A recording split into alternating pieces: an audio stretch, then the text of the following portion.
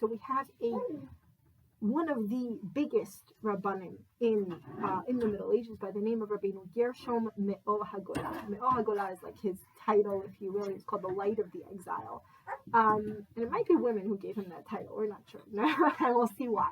He issues a number of Takannot. Now, whether or not it was he and his Ph.D. or others that kind of wanted his name on it and he kind of signed off on it, because he issued many, but these three that we're going to discuss here are directly from him, okay? And as we're going to see, they became accepted not only in his own community, but throughout Ashkenaz, which demonstrates to us that clearly there was a need. There was something that very badly needed fixing, okay? And this is what's going on.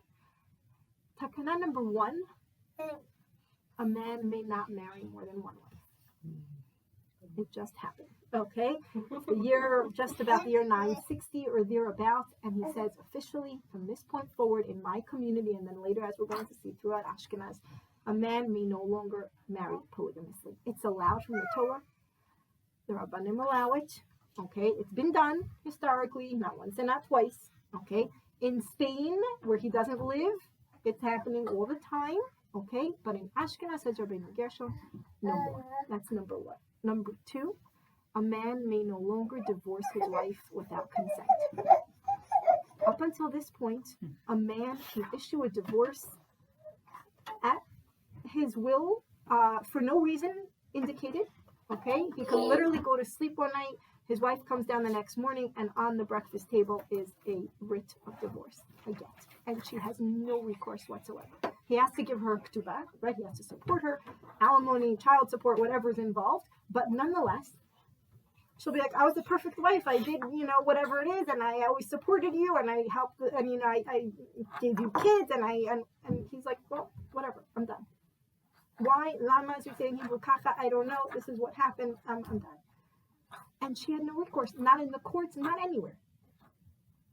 And that's number 2. And number 3, not at all related, but it's a very interesting one, and we could discuss it at the time, is that no one can open someone else's mail without their consent.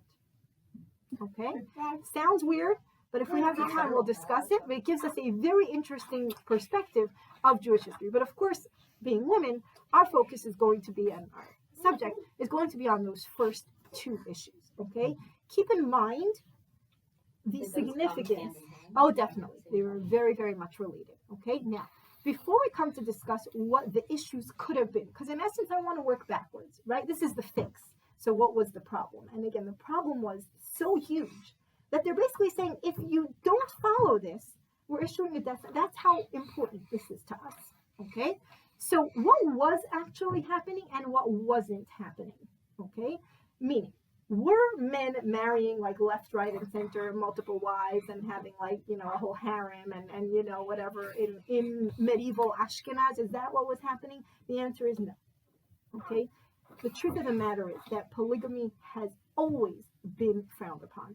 And in Ashkenaz even more so, because under Christendom, it was very unaccepted. Okay, the Christian world really frowned upon it. It was considered Chilul Hashem, okay, that what they view as moral, or immoral rather, we are doing. And it was also frowned upon because honestly, what?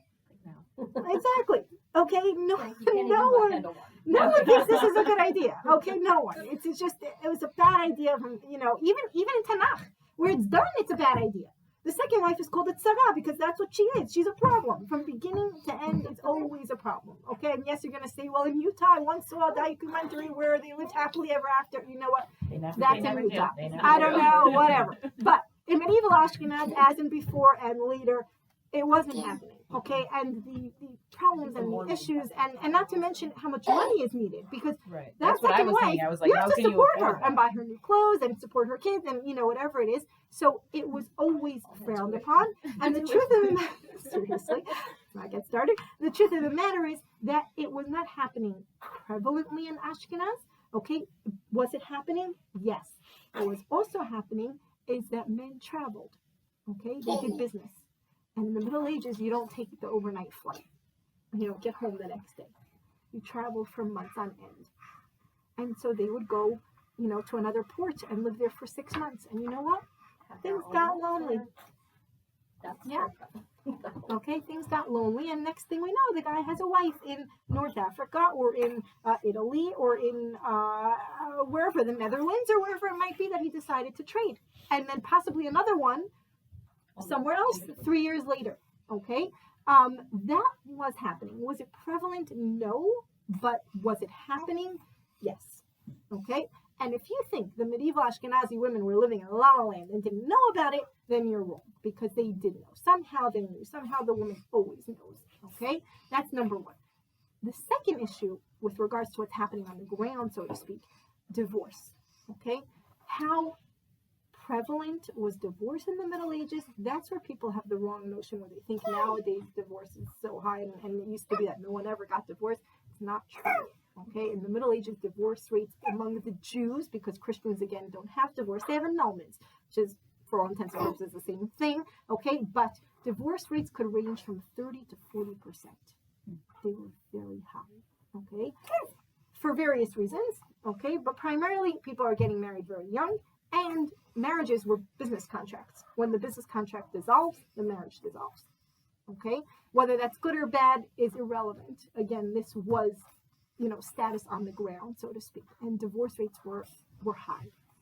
Okay, keeping that picture in mind, let's go back to our question. What were they trying to fix? In other words, what was happening here? What were they trying to say? You can no longer divorce without consent. You may no longer marry more than one woman. And if we find out that you did, and it's very possible we will, not for sure, because again, it's the Middle Ages and, things take time. And yeah, but if we find out that you did, then there will be some serious trouble. Why? What were they trying to fix? What were the problems that were arising in the Jewish community? There are major systemic issues here that are happening as this develops, and the society, the Jewish society, cannot uphold it and definitely can't support it. Okay, because in essence, women felt insecure in their marriages, and they were. Okay, if I know that I think I have this great marriage, and tomorrow morning I can come down and literally find a writ of divorce, and I got nothing. Again, yes, technically he has to support me, fine, but meaning I can't ask him why or whatever it is. Then they feel insecure. What else do they feel? Indebted to society, yes, and no one likes to feel that way. They feel embarrassed. They feel antagonistic. Okay. Like, I wonder how similar it is to today, like how society views people who, like, I don't know, I feel like there's a stigma around divorce, especially divorced women. Like, that's also true, right? Meaning, especially if they are now the burden on society. Now, again, even if technically you could say he has to support them, but in reality, if he's not home so much or something happens or whatever it is, but it's more than that. It wasn't just, not that it's not enough, but meaning there was more here. Because if the women are unhappy, okay, if the women are upset, not to sound, but we're talking a real, not just I had a bad day at work, I'm unhappy, or I don't feel valued. They were. Okay, this is a demonstration of them being undervalued, of them being insecure. The fact is, who does it pass on to? And Sam, you mentioned it. It passes on to the kids. And passes into the family. And it's a vein of poison. That's really what it is. It's poisonous to the family.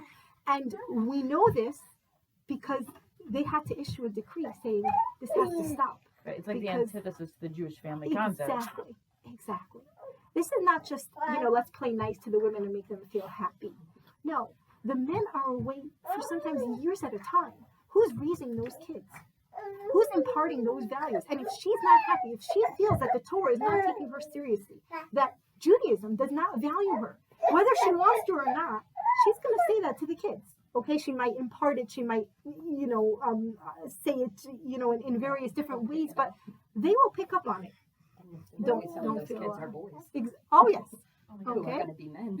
Yeah, and it generates and it renews itself, and it's recycled and then in various different formats. And they saw it happening.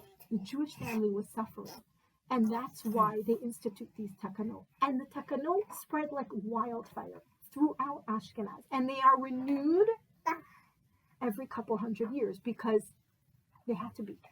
Okay, this was not something we're willing to play games with. The Jewish family is it. It's the core. core, it's the center. And as much as we might think it's apologetic, it's not. In the Middle Ages, the women were not just saying it wasn't just like Isha's Chayil or whatever.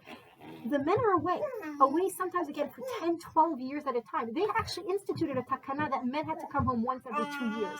That was the fix. You understand? Which means if that was the fix, they were away sometimes. Yeah, so, we're not apologizing for them, and that's not our job right here, but we're explaining this was very real. This was a legal ordinance backed by the courts to say they are central and integral, and whichever other words you want to use, because they have to feel that their voice can be heard. And the fact that it spread like that, okay, throughout Ashkenaz, and then when Ashkenaz spreads, it spreads along with them, and it's still there today. So in case your husband wants to come home and tell you, I'm going to take another wife, you can say, no, I have Chiyuv Rabeinu Gershom on my side. That's what it was called, the Chiyuv of Rabeinu Gershom. Now, we have time for a quick story, okay?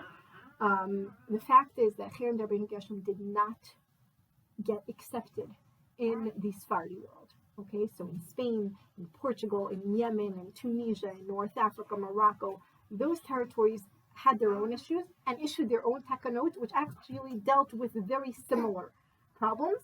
Okay, but they did not officially ban polygamy. And why they didn't is for a different class. Okay, but they didn't. Okay. And until today, if you go to Yemen or Morocco, I wouldn't suggest it right now, but you might see Jewish men married polygamously.